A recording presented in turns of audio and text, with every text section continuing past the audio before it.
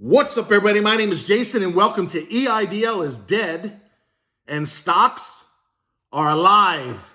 It is Monday, February the 6th, 2023, and in today's video, I'm going to talk about why the SBA is not playing ball with respect to Eidl anytime soon, what you have to do in order to get money, and why stocks are on fire. In fact, if you'd invested $1,000 with me a year ago, that $1,000 would be worth $11,000. And as I told you last week, if each of our 6,000 members would have put forward $5,000, that would be worth $360 million. So do yourself a favor, pull up a chair, grab a cup of coffee, ice cold beer, glass of wine, whiskey on a big rock. Here we go. All right, ladies and gentlemen, as many of you know, I've been off the sauce now for almost a month. And while I do respect those of you that are out, or those of you that are having a toddy as we speak, I've decided to lay off the sauce for a bit to get my ass in shape. We are launching a podcast probably within the next 2 weeks. I picked up a television, as I told you the other day. It's going on that wall over there. We're going to spin the desk around. We're going to put our Heart SB logo behind me. We're going to have a grid that I can have 3 guests on. It's going to be absolutely effing amazing. But I wanted to do, let's call it a tough love video to make it loud and clear with respect to Eidl. The program is dead. It's over. It closed last May. And try as we might to get this thing reopened so that somewhere between 5,000 and 10,000 people could get the money they were promised, the SBA is not playing ball. So until we're able to get the accrual of interest removed, or until forgiveness becomes an issue in the election next year, I'm not going to be mentioning it anymore. But I want to stress as loudly and as clearly as I can on this Monday afternoon, you got to let the ball and chain around your neck go. I've had a lot of conversations. And as I told you, you got to be a premium member now if you want to talk to me at 866-2-SMALL-BIZ. And as you can imagine, some people don't like that. To that I say tough fucking shit. I have devoted more than 2 years of my life, along with the great Speak and See, and of course, writer over at Skip, and a few others, to raising billions of dollars for the Eidl program. And even though we have over 75,000 subscribers, 98% of them have not checked in for a video in the last 6 months or longer. Why? They got their money. Most people like myself and many of you that are following me on Twitter at TrySmallBiz that have made a bloody fortune in the stock market with my picks have moved on. So if you're among the people that keep calling me as a non-premium member or sending me emails through our Contact Us form, hear me loud and clear. The Eidl program is dead. It's over. We will work on getting the accrual of interest removed. We have been doing that nonstop for the last 2.5 months behind the scenes. The forgiveness part of the equation won't come into play until next 6 to 9 months before the election. They're going to have to hear and feel your pain before they offer any solution with respect to forgiveness. And might I once again remind everybody, and this is another reason why I'm going to mention this one more time, never send anyone any fucking money by way of text or email. I'm not on Insta. I'm not on WhatsApp. I'm not on Telegram. I'm not on any of those crazy dating sites. I saw you on Match.com. No, you didn't. People are stealing this mug, if you can believe it or not, and they're putting me all over the place. The only place, and I mean the only place that you can pay me currently $1 a day is at TrySmallBiz.com as a premium member. If you've made money in my picks, and Lord knows many of you have, or you get value with my commentary or these videos, and soon to be the podcast, which is going to launch in the next couple of weeks, then you join us at TrySmallBiz.com. You hit the red upgrade to premium button on your dashboard if you want to compensate me. But as you know, or many of you anyway, we have a huge problem with freeloaders and cherry pickers. I would estimate 1,000 of our almost 11,000, thank you very much for following me on Twitter, are stealing my picks. And they refuse to pay me any money. But if you're like 384 people, God bless each and every one, that are currently paying me $1 a day, thank you very much. Please understand, without your support, we can't do this. But as I've said in the last several videos, if you want me to focus exclusively on helping you make money in the stock market, both from an investing and a trading perspective, especially when we launch this podcast, then I need your premium dollar support. I don't know how many times I have to say it. And if you're a freeloader who's following me on Twitter and you've made upwards of $500,000 like some people have admitted to in the last 12 months, well, that karma's on you. I know that I'm doing the right thing by giving away everything that I know. And I'm going to talk about two stocks in particular here in 1 second, but let me one more time stress plainly and clearly. If you need money, I will pin the three guys I've talked about repeatedly in the top comment. Gary at Approved Business Lending, who does 7A loans with the SBA. Justin at Trustify, who's also big in the employee retention tax credit. They will forward you the money or advance you the money, usually within 6 weeks if you qualify, so you don't have to wait upwards of a year to get that tax credit. It's $1,000 per employee. And then we have Jonathan at JD Funding. And by the way, if you have a current relationship with Bank of America, or you're willing to get one with Bank of America, Jonathan at JD Funding has a relationship with a guy he's known for many years. And they can get credit lines and business loans as low as 6.5%, of course, if you have good credit, to as much as 8 or 9% on hundreds of thousands of dollars. So those three guys will once again be pinned in the top comment. But the Eidl program is done, and don't ever send any money anywhere outside of trysmallbiz.com as a premium member, because you guessed it, it's a scam. All right, ladies and gentlemen, by the way, if you're not interested in making money in the stock market, or you don't need my help growing your small business, you're free to unfollow this channel and get on with your life. There's nothing else I can do for you. Now, most people will never see this message. I will be shocked if 1,000 views are had. The algorithm hates me. The subscribers hate me. They've checked out a long time ago. I'm rebuilding this channel, and I'm shaking the tree. I'm well aware, folks, of what I'm doing.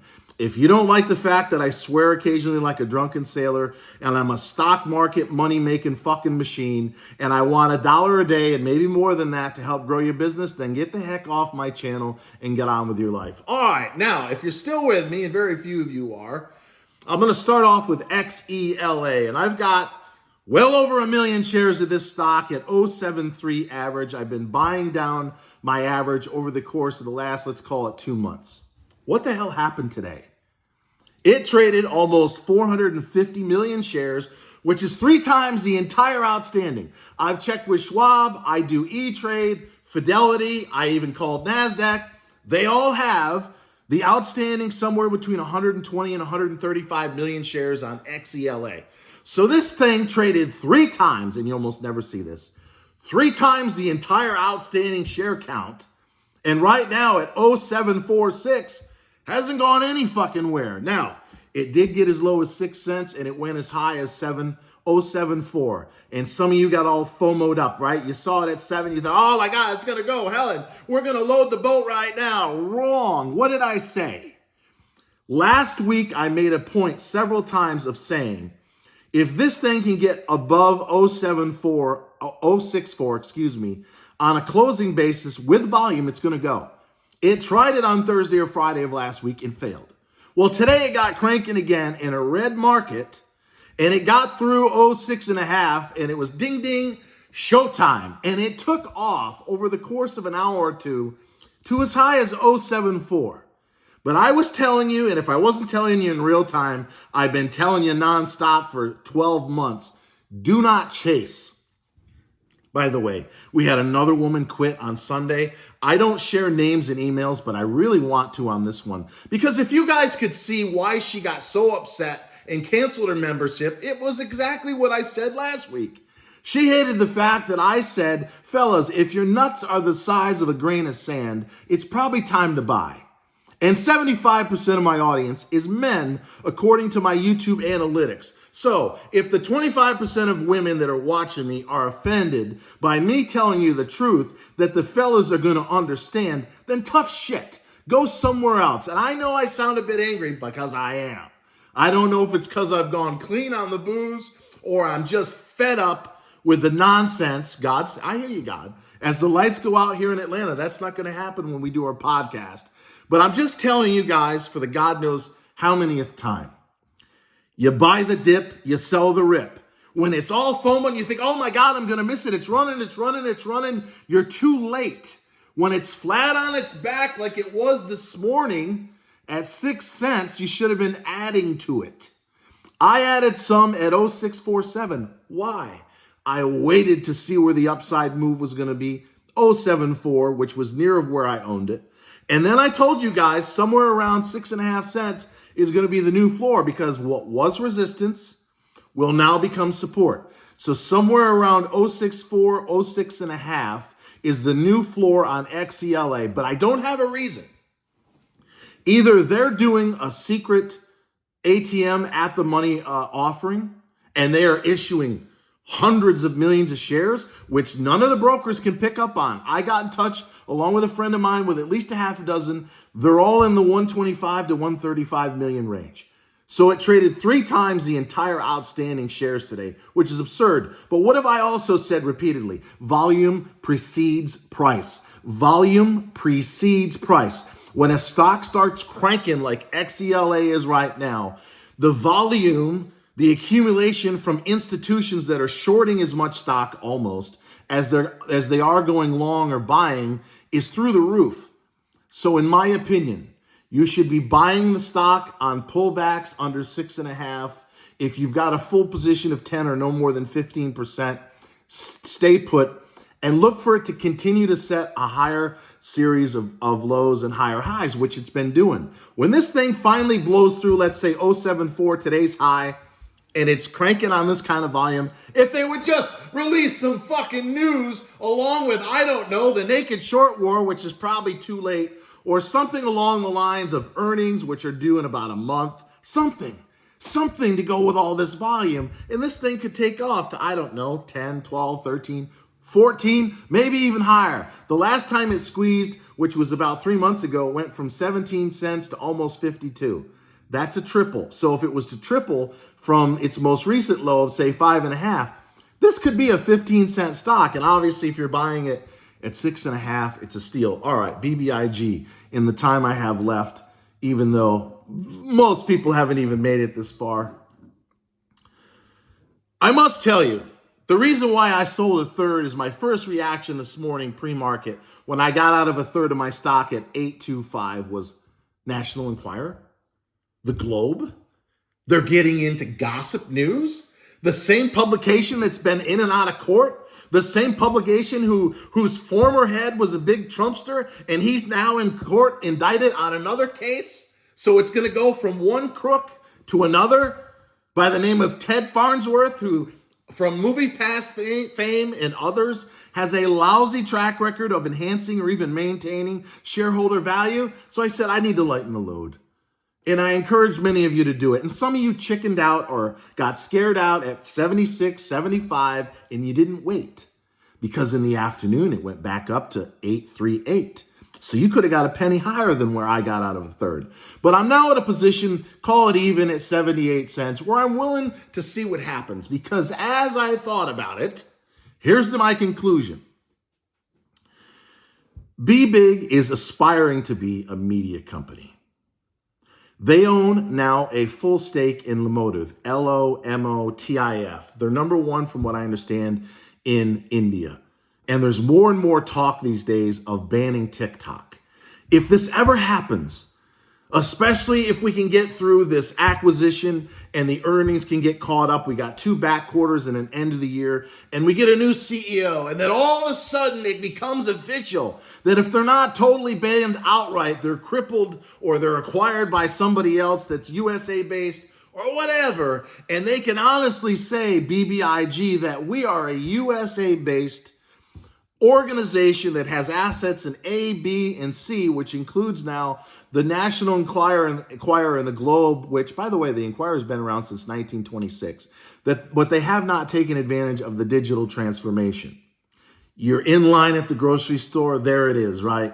Well, who does that? Some fucking crazy-ass grandma who's got nothing better to do, yeah, but most people are on their cell phones all day. So if it's possible that they can transform nearly 100-year-old entity, and I don't know how old the Globe is, but according to Ted, and it's on my YouTube, or excuse me, on my Twitter wall, scan a half a dozen articles, excuse me, he had an interview with the New York Times.